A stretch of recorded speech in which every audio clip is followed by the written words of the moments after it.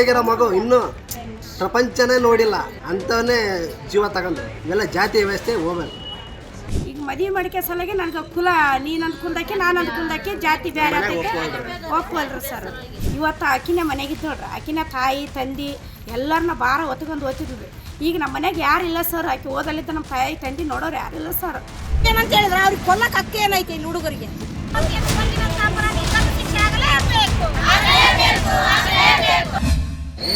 ಈಗ ಮನೆಯವರು ಏನಂತಾರಂದರೆ ಅದು ಮೊದಲಿಂದ ಬಂದಂಥ ಸಂಪ್ರದಾಯ ಅವರು ಹೇಳೋದು.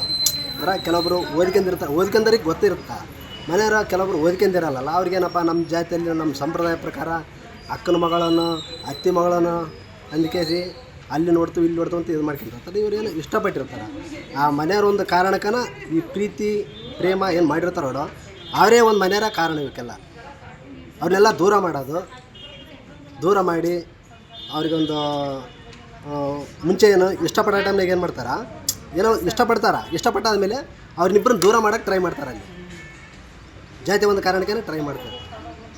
ಅದೇ ಒಂದು ಕಾರಣಕ್ಕೆ ಕೊಲೆಗಳು ಹೆಚ್ಚಾಗ್ತಿದೆ ಮಹಿಳೆಯರ ಮೇಲೆ.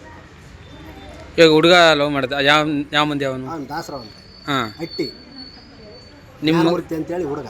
ಓಕೆ. ಈ ಮಾದಿಗ ಹುಡುಗಿ ಅವ್ನು ಜಾತಿ ಕಾರಣಕ್ಕೆ ಮದುವೆ ಮಾಡ್ಕೊಂಡಿಲ್ಲ. ಅವನು ಜಾತಿ ಕಾರಣಕ್ಕೇ ಮದುವೆ ಆಗಿಲ್ಲ ಸರ್. ಅವ್ನು ಹೇಳಿರೋದು ಅದಲ್ಲ. ನಮ್ಮ ಅಂದರೆ ಅವರು ಈಗ ಅವರಿಬ್ಬರು ಇಷ್ಟಪಟ್ಟು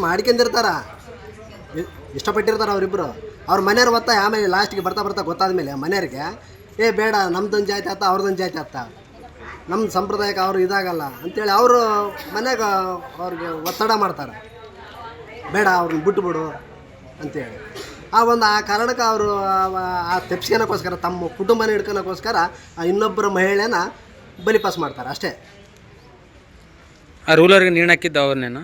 ಅವರೇ ಹಾಕ್ಯಾರ ಸರ್, ಅವರೇ ಹಾಕಿರೋದು. ಮನೆಯವರೆಲ್ಲರೂ ಸೇರಿ ಹೊಡೆದು ಅವರೇ ನೇಣು ಹಾಕಿದ್ದು, ಅವರೇ ಕೊಲೆ ಮಾಡಿದ್ದು. ಮತ್ತು ಇಂಥ ಸಮಾಜದಲ್ಲಿ ಹೆಂಗೆ ಸರ್ ಈ ರೀತಿ? ಈ ಸಮಾಜ ಬದಲಾಗಬೇಕು ಸರ್. ಸಮಾಜ ಬದಲಾಗಬೇಕು. ಪ್ರತಿಯೊಬ್ಬರು ಈಗ ನಮ್ಮ ಅಕ್ಕ ತಂಗಿ ಅನ್ನೋರು ಪ್ರತಿಯೊಬ್ಬರು ಎಲ್ಲರೂ ನಮ್ಮ ಕುಟುಂಬದವ್ರಂತಲೇ ಇರಬೇಕು, ಯಾರೂ ಬೇರೆ ಅಲ್ಲ. ಇನ್ನೊಬ್ಬರದ ಹೆಣ್ಮಕ್ಳು ಪ್ರಾಣ ತಗೋಬಾರ್ದು. ಇಷ್ಟ ಇತ್ತು ಮಾಡ್ಕೋಬೇಕು ಮುಂಚೆನೇ, ಇಲ್ಲಾಂದ್ರೆ ಕೈ ಹಾಕ್ಬಾರ್ದು. ಇಲ್ಲ ಸರ್, ಹುಬ್ಳಿಯಲ್ಲಿ ಕೂಡ ತಂದೆನೇ ಮಗಳಿಗೆ ಕೊಲೆ ಮಾಡಿದ್ದಾನೆ. ಹೌದು ಸರ್, ಇದು ಜಾತಿ ಕಾರಣಕ್ಕೆ. ಅದೇ ಜಾತಿ ಕಾರಣಕ್ಕೆ ಕೊಲೆ ಮಾಡಿದ್ದು ಮಾನ್ಯ. ಅದು 7 ತಿಂಗಳಿಗೆ ಗರ್ಭಿಣಿ ಅಂತ.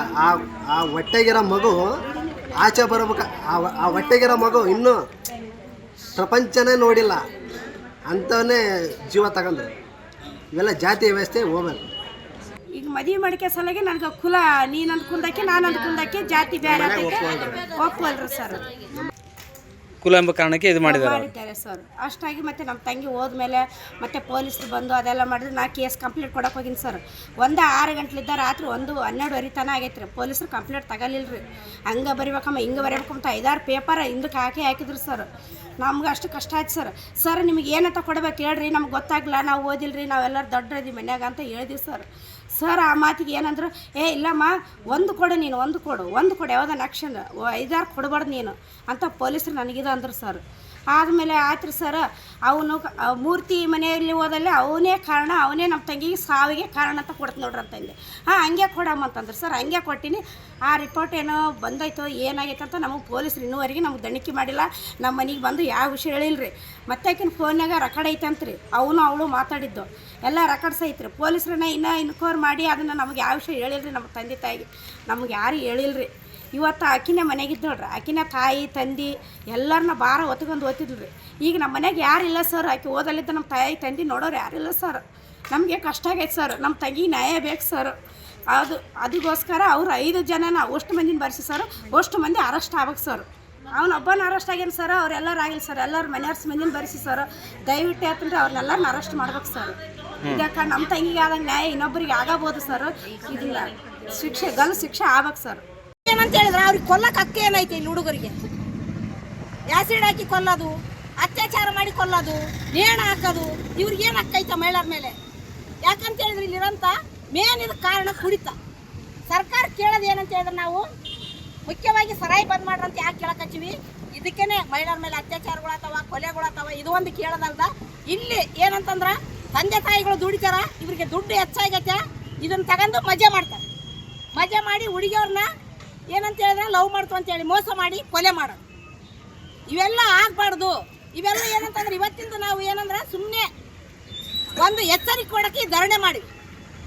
ಇನ್ನು ಮುಂದೆ ಇಂಥವು ನಡೆದ್ರೆ ಏನಂತಂದ್ರೆ ನಿರಂತರ ಧರಣಿ ಮಾಡಿ ನಮ್ಮ ಜೀವ ಹೋದ್ರೆ ಚಿಂತಿಲ್ಲ, ನ್ಯಾಯ ಸಿಗತ್ತನ ಬಿಡಲ್ಲ. ಇವತ್ತು ಏನು ಕೇಳೋದೇನಂತ ಹೇಳಿದ್ರೆ, ಇವತ್ತು ಜ್ಯೋತಿ ಕೊಲೆ ಆಯಿತು, ಆದ್ರೆ ಅದಕ್ಕೇನಂದ್ರೆ ಒಬ್ಬರನ್ನ ಅಲ್ಲಿ ಏನಂದ್ರೆ ಜೈಲಿಗೆ ಹಾಕ್ಯಾರ ಅಂತ ಹೇಳ್ತಾರೆ. ಅಪರ ಒಂದೇ ಹುಡುಗನ ಹಾಕ್ಯಾರ, ಉಳಿಕ್ಯಾದವ್ರು ನಾವು ಅವತ್ತೇನು ಅವಕ್ಕೆ ಸತ್ತು ದಿನನೇ ಆ ಹೆಣ್ಣನ್ನು ಇಟ್ಕೊಂಡು ನಾವು ಪೊಲೀಸ್ ಸ್ಟೇಷನ್ ಮುಂದೆ ಹೋರಾಟ ಮಾಡಿದ್ವಿ. ಅವ್ರು ಯಾರ್ಯಾರು ಇದಕ್ಕೆ ಕಾರಣ ಆಗ್ಯಾರ ಅವ್ರನ್ನೆಲ್ಲ ಬಂಧಿಸ್ರಿ, ಮತ್ತು ಅವ್ರ ಕುಟುಂಬನೆಲ್ಲ ಇಲ್ಲಿ ಅವ್ರಿಗೇನೋ ಏನಂತಂದ್ರೆ ಅವ್ರ ಮೇಲೆ FIR ಮಾಡಿರಿ ಅಂತೇಳಿ ಕೇಳಿದ್ವಿ. ಆದ್ರೂ ಇನ್ನೂ ಏನಂತ ಹೇಳಿದ್ರೆ ಯಾರನ್ನ ಏನು ಮಾಡಿಲ್ಲ, ಒಬ್ಬರನ್ನ ಹಾಕ್ಯಾರ ಅಂತ ಹೇಳ್ತಾರೆ.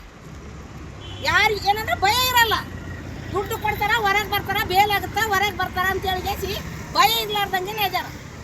ಇದಕ್ಕೆಲ್ಲ ಏನಂತ ಹೇಳಿದ್ರೆ ಸರ್ಕಾರ ಹೊಣೆ ಐತೆ. ಪೊಲೀಸರು ಇದಕ್ಕೆ ಏನಂತಂದ್ರೆ ಅವ್ರಿಗೆ ಜಾಗೃತಿ ಕಾರ್ಯಕ್ರಮ ಮೂಡಿಸ್ಬೇಕಂತ ಹೇಳಿ ನಾವೀಗ ಎಲ್ಲ ಕಡೆ ಏನಂದ್ರೆ ಇದಕ್ಕೆ ಯಾರ್ಯಾರು ಕಾರಣ ಆಗಿದಾರ ಅವ್ರಿಗೆ ಕೂಡಲೇ ಏನಂತಂದ್ರೆ ಅವ್ರನ್ನ ಬಂಧಿಸಬೇಕು. ಮತ್ತು ಅವ್ರಿಗೆ ಯಾರು ಕೊಲೆ ಮಾಡ್ಯಾರ, ಈಗ ಹೆಂಗೆ ಹೆಣ್ಮಕ್ಳು ಸತ್ತಿರ್ತಾರ ಅದ್ರಂಗೆ ಗಂಡು ಮಕ್ಳಿಗೆ ಒಬ್ರಿಗೆ ಯಾರಿಗಾದ್ರೂ ಈ ಥರ ಅತ್ಯಾಚಾರ ಕೊಲೆ ಮಾಡೋರಿಗೆ ಗಲ್ಲು ಶಿಕ್ಷೆ ಯಾಕೆಂದ್ರೆ ಅವಾಗ ಅವ್ರಿಗೆ ಏನಂತಂದ್ರೆ ಗೊತ್ತಾಗುತ್ತೆ ಸರ್. ಮತ್ತಷ್ಟು ವಿಶೇಷ ವಿಡಿಯೋಗಳನ್ನು ನೋಡಲು ಮತ್ತು ಹೊಸ ವಿಡಿಯೋಗಳ ಬಗ್ಗೆ ತಿಳಿಯಲು ಈ ದಿನ .com ಯೂಟ್ಯೂಬ್ ಚಾನೆಲ್ ಸಬ್ಸ್ಕ್ರೈಬ್ ಮಾಡಿ ಮತ್ತು ಬೆಲ್ ಐಕಾನ್ ಕ್ಲಿಕ್ ಮಾಡಿ.